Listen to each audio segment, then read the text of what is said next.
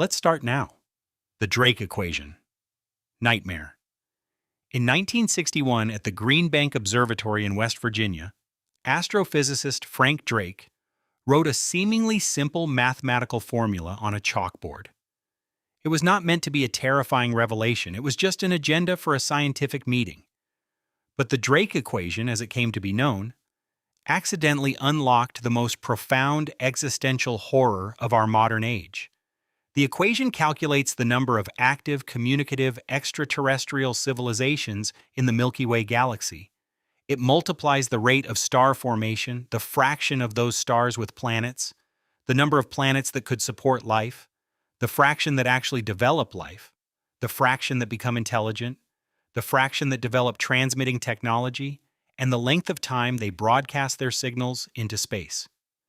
When you plug in our most conservative modern astronomical data, the numbers become staggering. We now know there are between 100 billion and 400 billion stars in the Milky Way alone. We know, thanks to the Kepler Space Telescope, that virtually every single one of those stars hosts at least one planet. We estimate that there are tens of billions of Earth-sized planets orbiting in the habitable zones of their host stars just in our own galaxy. Even if you assume that life is a freak accident, even if you assume that intelligence is an incredibly rare evolutionary fluke, the sheer mathematical weight of the universe overpowers the improbability. The math insists, with cold, hard statistical certainty, that we should not be alone. In fact, it dictates that the Milky Way should be teeming with thousands, if not millions, of advanced civilizations right now. We should be seeing their radio waves washing over our planet. We should be detecting the infrared waste heat of their stellar engineering projects. We should be picking up the stray communications of a bustling galactic empire. But we look up and there is absolutely nothing. The Drake equation is terrifying because the math works. The variables are sound. The probability is overwhelmingly in favor of a crowded universe. And yet the reality we observe is a dead, empty void. This profound contradiction, the mathematically crowded universe versus the observably empty one, is the core of the Fermi Paradox, and it suggests that something fundamental and potentially fatal is missing from our understanding of reality: the problem of deep time. Human beings are terrible at comprehending geological time, let alone cosmic time. Our entire recorded history spans roughly 5,000 years. The universe is 13.8 billion years old. The Milky Way galaxy is nearly as old, forming about 13.6 billion years ago. Earth, however, is a relatively late arrival, forming just 4.5 billion years ago. This timeline is the second piece of the Fermi Paradox nightmare. Because the universe is so incredibly ancient, there has been more than enough time for millions of civilizations to rise, flourish, and expand before our solar system was even a cloud of dust. Imagine a hypothetical alien species that achieved our current level of technology just 10 million years ago. In the grand scope of the universe's history, 10 million years is a fraction of a blink of an eye. If they began expanding to neighboring stars at just 1% of the speed of light, a technological feat we can almost conceptualize today using fusion drives or solar sails, they would establish colonies. Those colonies would take a few centuries to industrialize and then launch their own ships. This wave of colonization would spread outward like a ripple in a pond. Astrophysicists have calculated that even at this incredibly slow sublight speed, a single civilization could completely colonize the entire Milky Way galaxy in roughly 2 to 50 million years. Let that sink in. The galaxy is 100,000 light-years across. It could be thoroughly conquered, settled, and industrialized in just a few million years. And the universe has had over 10 billion years to produce a civilization capable of doing this. There should have been overlapping waves of galactic empires. Our solar system should have been claimed, strip-mined, or settled billions of years before the first single-celled organism twitched in Earth's primordial oceans. We should not be looking for faint radio signals from distant stars. We should be digging up their ancient trash in our own backyards. The fact that Earth was left completely untouched for 4.5 billion years defies all logic of expansion and deep time. It implies that in 13.8 billion years, no one anywhere has ever managed to build a lasting galactic footprint. The terrifying question is not just where is everyone, it is what kept them from coming here. Life's ingredients are everywhere. For a long time, humanity comforted itself with the rare Earth hypothesis.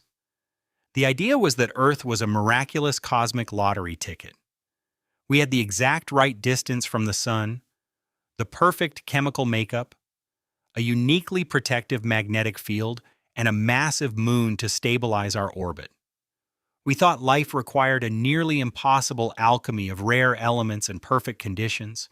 We thought we were the universe's singular, impossible masterpiece. Modern astrophysics has violently destroyed that comfort.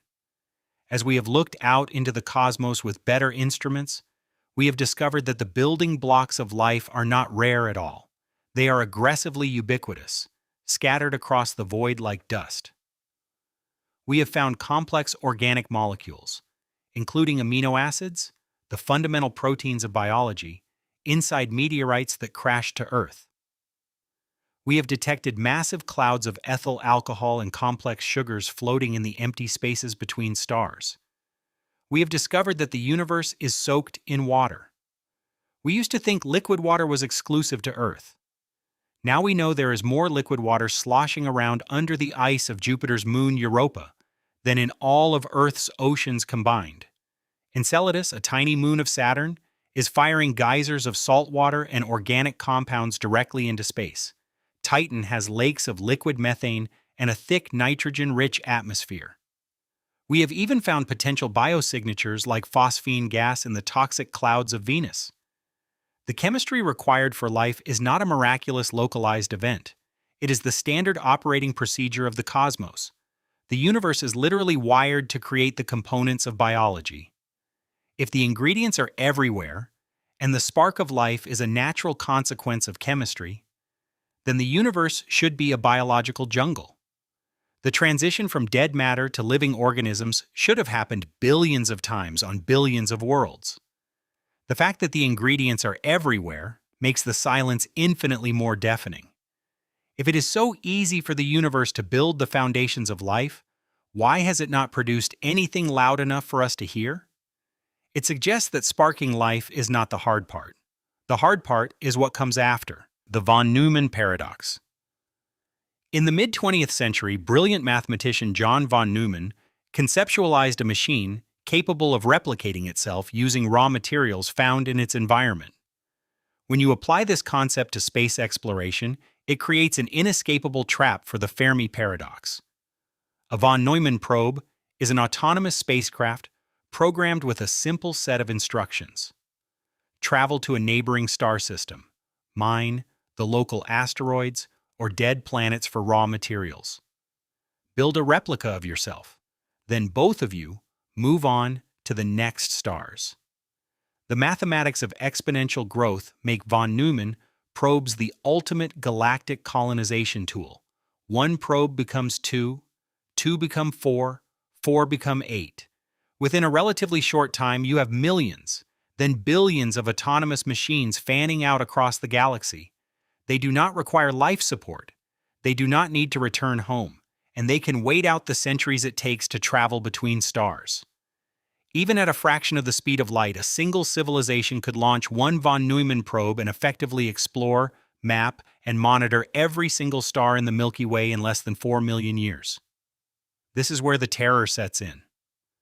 If even one intelligent civilization ever existed in the history of the galaxy, and if they reached a technological level just a few centuries ahead of where we are now, they could have, and likely would have, launched self-replicating probes.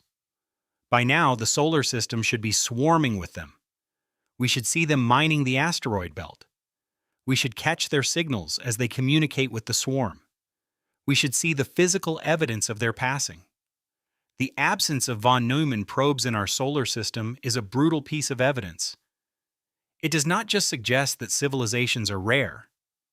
It suggests that in the entire multi-billion-year history of the Milky Way, Not a single civilization has ever survived long enough to build and launch a successful self-replicating machine.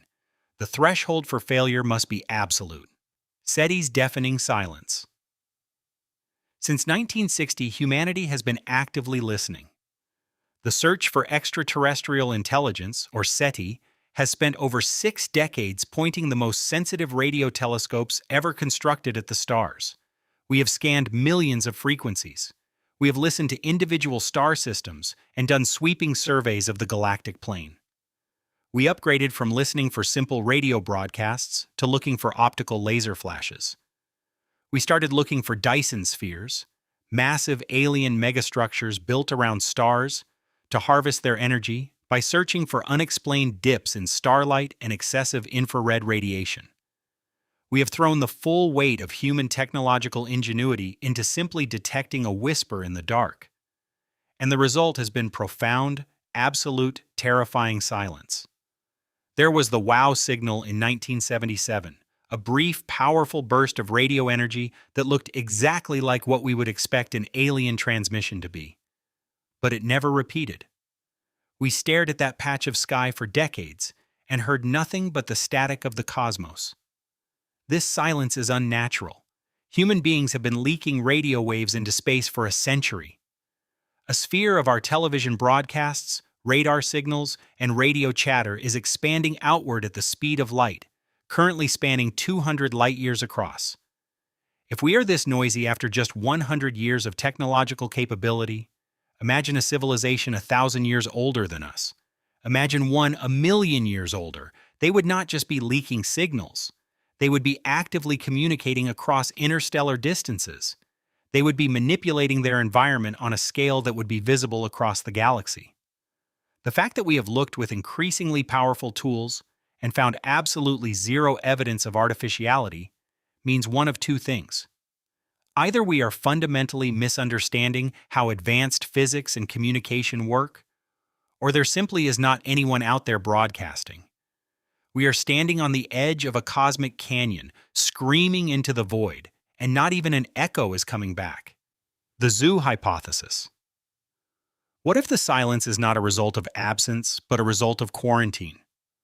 Proposed by radio astronomer John Ball in 1973, the zoo hypothesis offers an explanation for the Fermi paradox that is deeply unnerving because it strips humanity of all its agency. The theory suggests that highly advanced extraterrestrial civilizations do exist, and they are fully aware of Earth and human development. However, they have universally agreed to intentionally avoid any interaction with us. We are not alone. We are isolated. Earth is essentially a cosmic nature preserve, a planetary zoo where an alien intelligence is watching us evolve behind invisible bars. The reasons for this could range from scientific curiosity to strict non-interference directives, much like the Prime Directive in Star Trek. They might be waiting for us to reach a specific technological or social milestone, like discovering faster-than-light travel, or proving we will not destroy ourselves with nuclear weapons before they reveal themselves. The terror of the zoo hypothesis lies in the power dynamic. If this theory is true, it means there is an intelligence out there so vastly superior to ours that they can monitor our entire planet without us detecting a single trace of their presence. They have achieved perfect stealth. They can mask their communications, hide their observation posts, and enforce a galactic quarantine zone around our solar system. We are completely at their mercy. Our entire history, our wars, our struggles, our technological triumphs, all of it is just an exhibit for something incomprehensible lurking in the dark. It means we are not the masters of our own destiny. We are specimens, and we have no idea what the zookeepers will do when the experiment is over. The dark forest theory. If the zoo hypothesis makes you a specimen, the dark forest theory makes you prey. Popularized by Chinese science fiction author Liu Cixin, this theory provides a chilling game theory explanation for the Fermi paradox. It assumes two fundamental axioms. First, the primary goal of every civilization is survival. Second, civilizations constantly grow and expand, but the resources in the universe are finite. When you combine these axioms with the vast distances of space, You create a chain of suspicion that inevitably leads to violence. If we detect an alien civilization, we cannot possibly know their true intentions.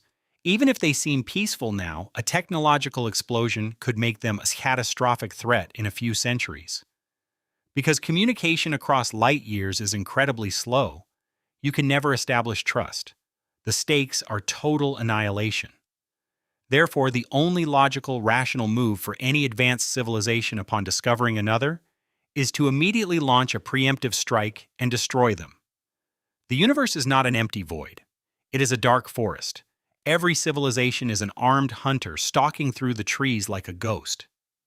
They are holding their breath, masking their thermal signatures, and listening for the slightest sound. The absolute silence we observe in the cosmos is not because space is dead. The silence is the sound of a universe holding its breath in terror. It is a silence enforced by the absolute certainty of mutual destruction. If a civilization is foolish enough to make noise, to build a megastructure, to broadcast a radio greeting, to light a fire in the dark forest, they are instantly targeted and wiped out by weapons moving at relativistic speeds. And here is the terrifying part. Humanity has been actively blasting our location into the dark forest for the last century. We have been shouting into the trees, completely unaware of the hunters waiting in the shadows. We might just be waiting for the strike to arrive. Berserker Probes.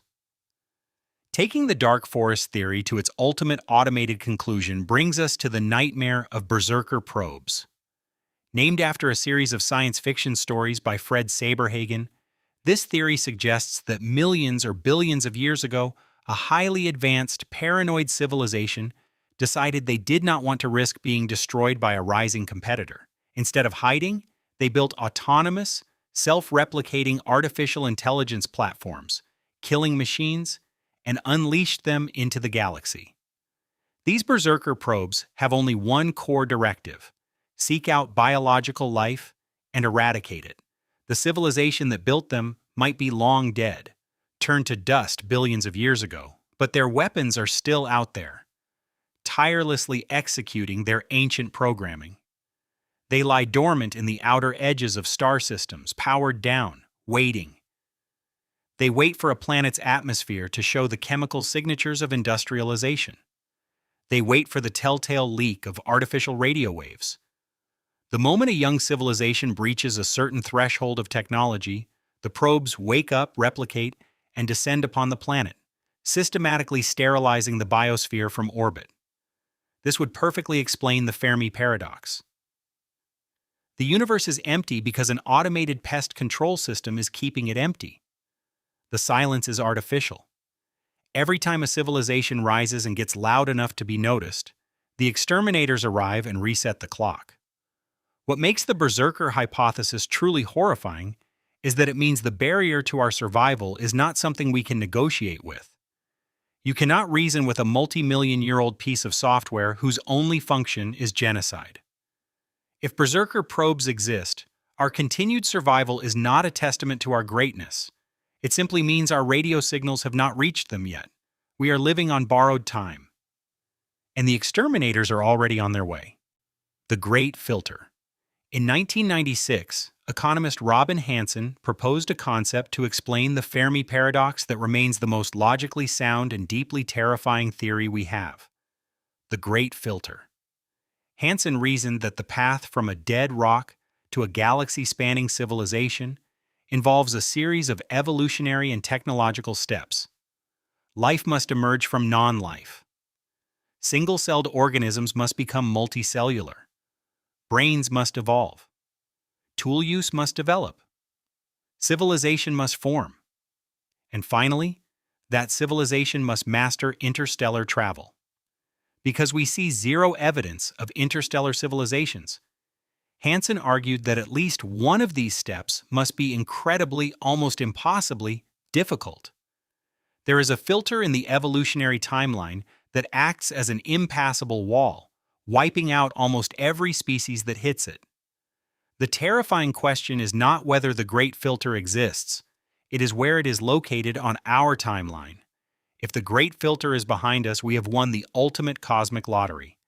Perhaps the jump from single-celled life to complex animals is a freak occurrence that only happened on Earth. If we have already passed the filter, the universe is empty, but our future is wide open. We are the first. But what if the great filter is in front of us? What if creating life, evolving intelligence, and building a global industrial civilization is actually the easy part? What if every civilization reaches our exact current level of technology and then hits the wall? The filter could be nuclear annihilation, artificial intelligence escaping our control, genetically engineered bioweapons, or catastrophic climate collapse. If the great filter is ahead of us, the silence of the universe is the silence of a graveyard. It means every civilization that has ever existed in the Milky Way has destroyed itself before leaving its star system. And it means humanity is not special. We are just standing on the conveyor belt, moving predictably toward our own inevitable extinction. The Martian death sentence. This brings us to the most counterintuitive, horrifying realization in modern science. For decades, humanity has been desperately searching for microbial life on Mars. We send rovers to drill into the rocks. We analyze the ancient dried-up riverbeds, hoping to find just a single fossilized bacterium. We think that finding life on Mars would be the greatest scientific discovery in human history. Philosopher Nick Bostrom has pointed out that finding life on Mars would actually be the worst possible news for the human race. It would be a death sentence. Here is why. If we find independent life on Mars, it completely eliminates the possibility that the great filter is behind us. Mars and Earth are next-door neighbors in a vast cosmic ocean. If life sparked into existence independently on two adjacent rocks orbiting the same unexceptional star, it means the genesis of life is incredibly common. It means life is cheap. It means the universe is constantly generating biology.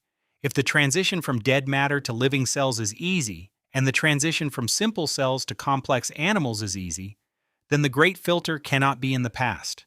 The barrier that prevents civilizations from colonizing the galaxy must exist after the point where life forms, and likely after the point where a civilization reaches our level of development. If we find so much as a dead microbe under the Martian dirt, it tells us that the universe is highly efficient at creating life, but utterly ruthless at exterminating it before it can spread to the stars. The more complex the life we find on Mars, the worse the news is. If we find simple bacteria, the filter might be the jump to complex animals. But if we find the ruins of a complex organism, it pushes the great filter right up against our current timeline.